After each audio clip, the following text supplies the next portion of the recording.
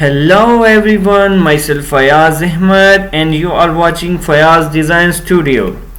Today I'm gonna show you how to use copy command in AutoCAD. It's quite simple and easy trick. Here you can see I have an object. It's a room with the placement of sofa sets with center table and side table.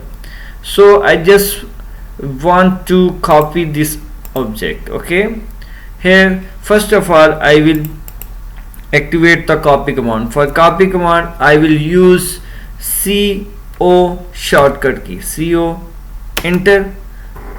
Then here you can see select object, then I will select the object, then again click.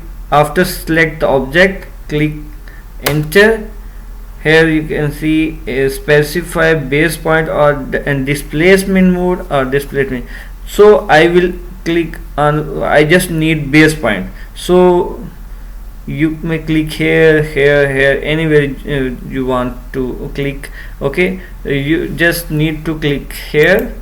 Here you can see it's my base point and I can place anywhere. So I will click where I will click, I will got a copy of this object. So you may make hundreds of copies, okay, of that object. So to stop the command, you just need to press enter. Here you can see the command is closed. So here you can see I have same copies of an object. Thanks for watching.